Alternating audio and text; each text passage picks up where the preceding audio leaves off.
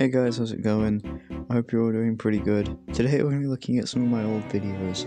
Why? I don't know. Probably just because I thought it was funny and I could get some interesting content off this. So, here we go. The first video I'm going to take a look at is my first actual creepypasta story. And yeah, we're just going to go from there and check it out. Hang on. Probably should have came a bit more prepared with this. A lot of trial and error. I have finally managed to record a new video, and today Okay. I'm reading another story. It's normal. This one I've been looking forward to reading. It's a pretty good one, and I think you guys might like it. So without further ado, I shall now get into the story. So yeah, enjoy.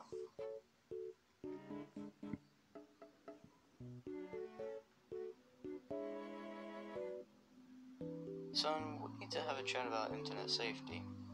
I slowly crumpled up onto the floor next to it. Pause.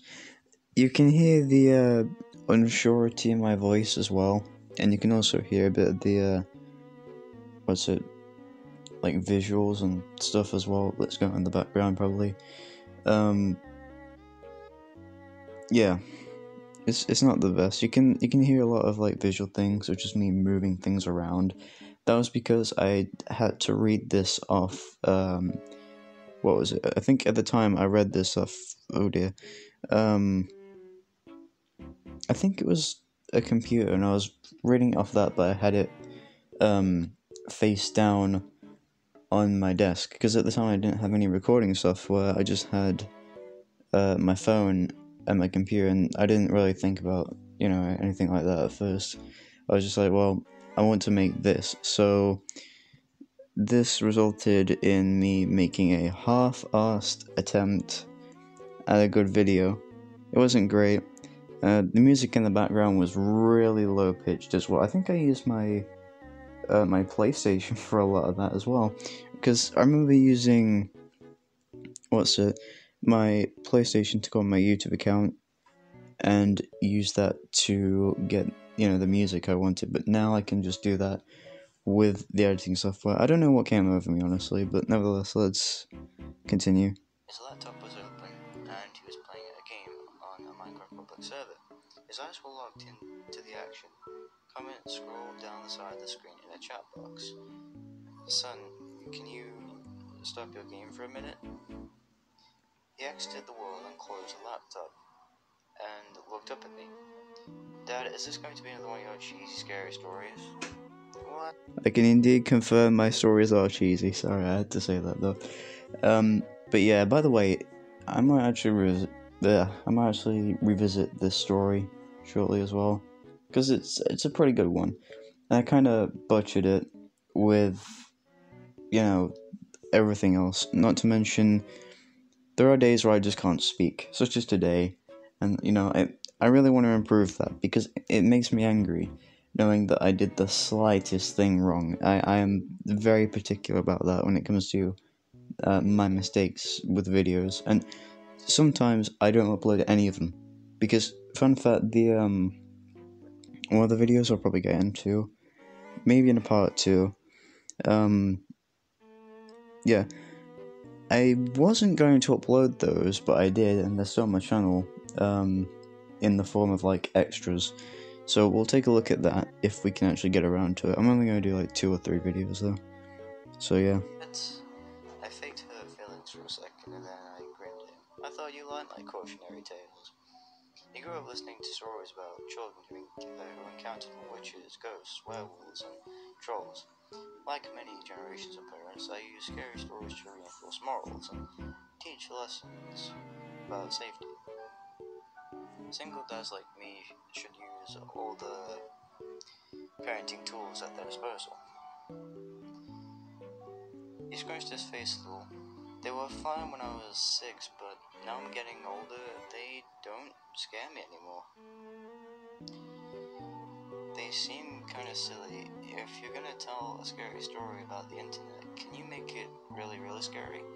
Okay, pause again here. I think throughout this entire story, actually, my voice acting for the characters, they weren't that different. I thought in my head at the time they were a bit different because I tried to do different tones of voice, for the different characters to give it more of a in-depth feel and a different kind of vibe.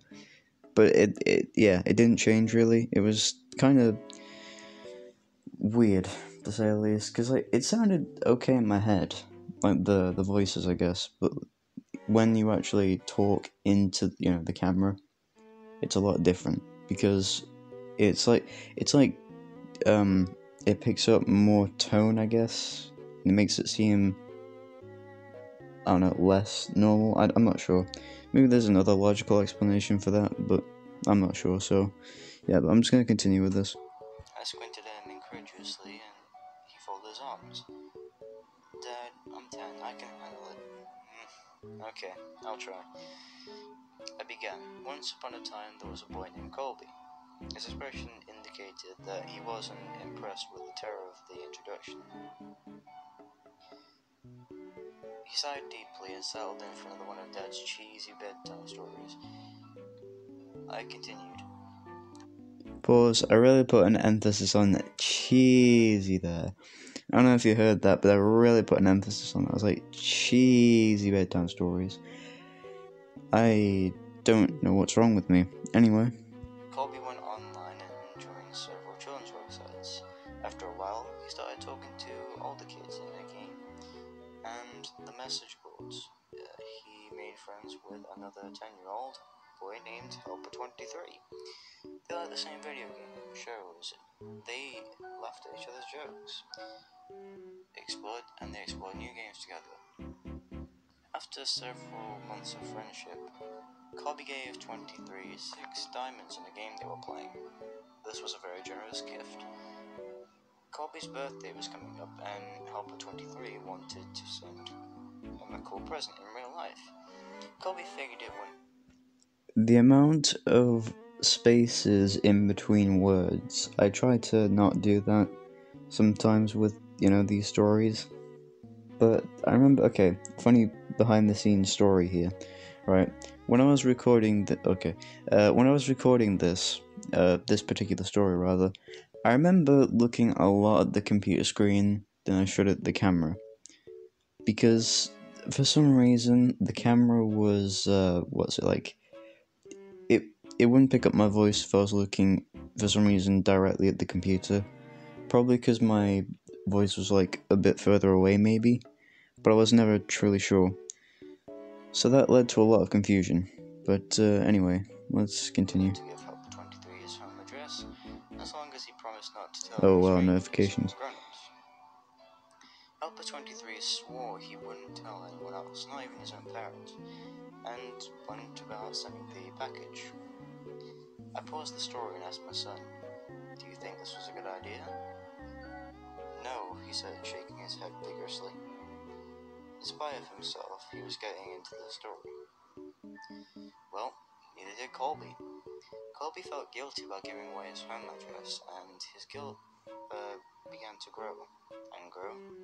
But by the time he put on his pajamas the next night, his guilt and fear were larger than anything else in his life.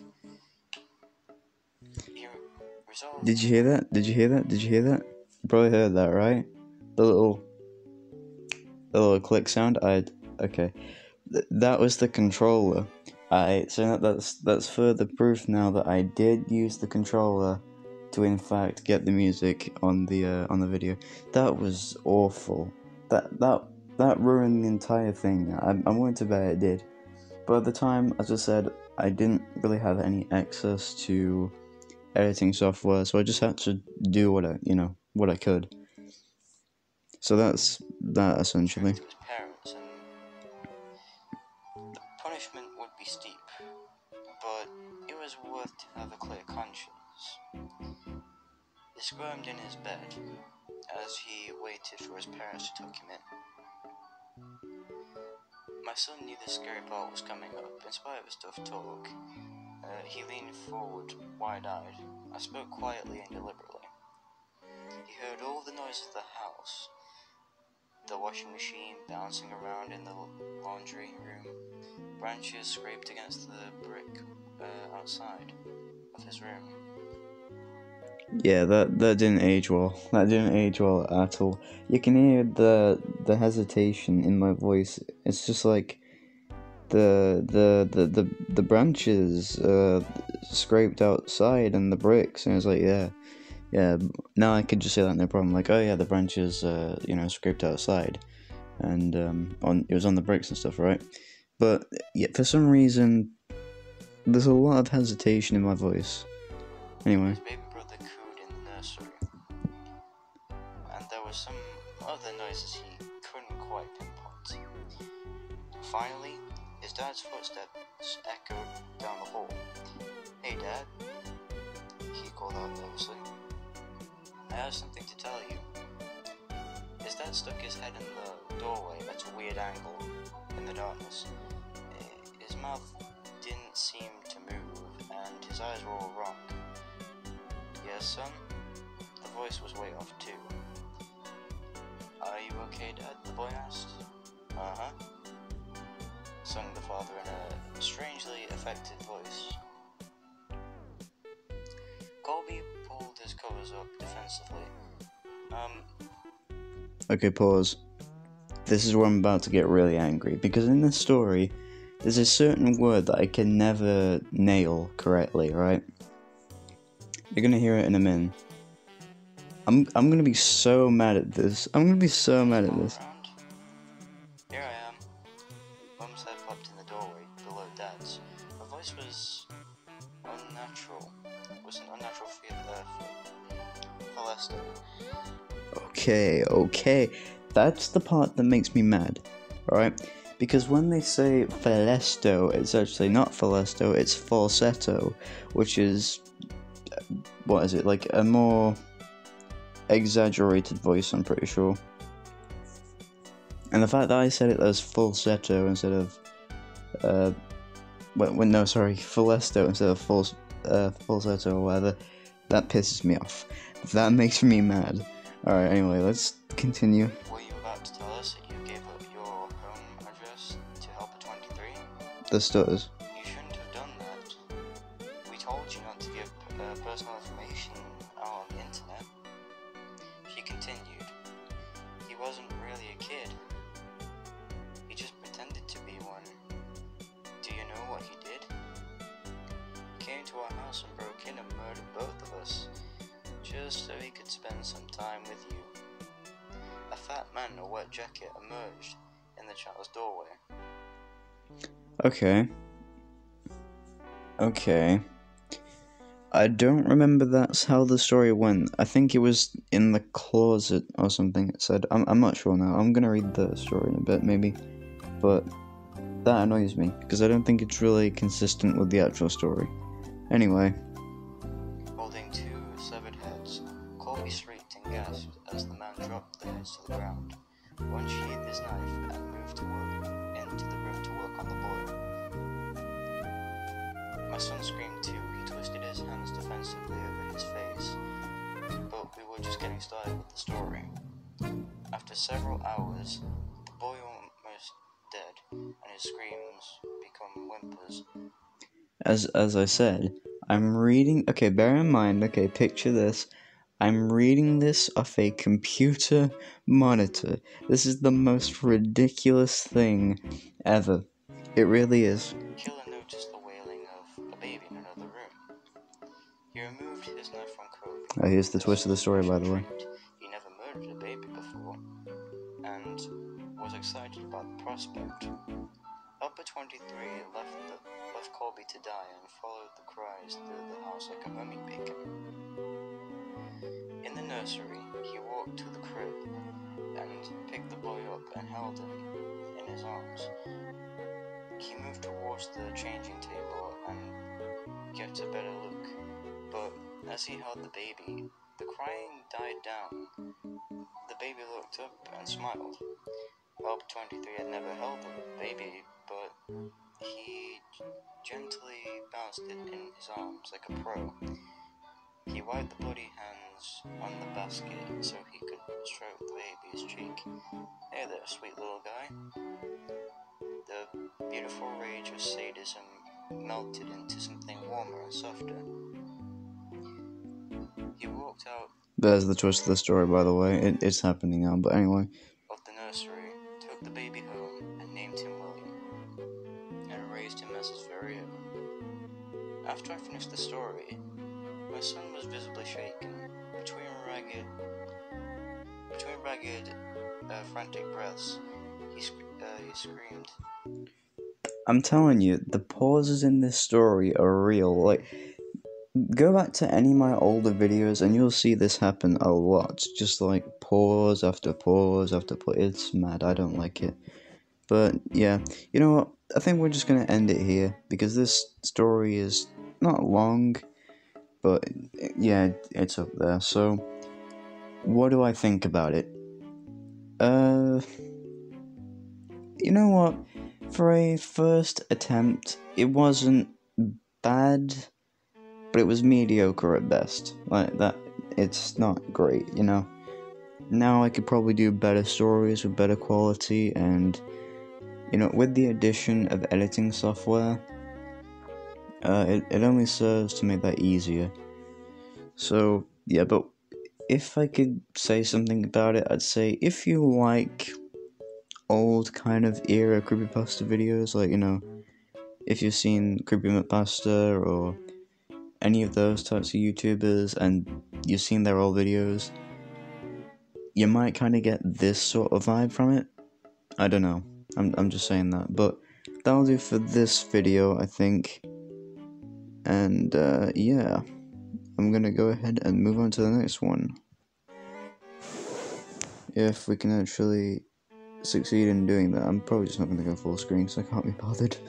But yeah, that'll do, I think. The next one we're gonna look at now is, where is it? Oh, okay.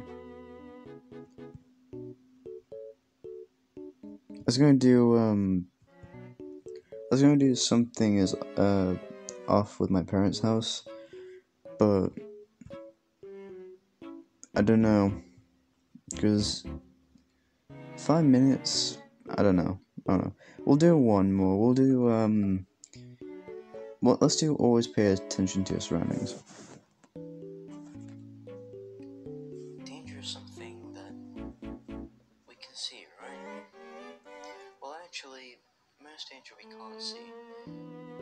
Look around wherever you are now. The next day.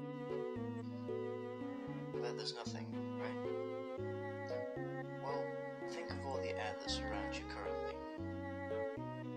Is it cold and seemingly rough? In which case, you are definitely in danger. Now, even then, it probably may seem ridiculous for me to say that the air is somehow dangerous, but just listen to this. The voice is so off. It's so bad. It's like it's muffled almost, actually. 'Cause yeah, okay, it's an old video. Fair enough. But like it's not doing it, you know, it's not doing any favors for itself.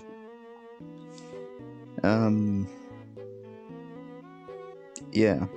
Alright guys, I think that'll about do it for this video. Yeah, I think it really says for itself, you know, everything else.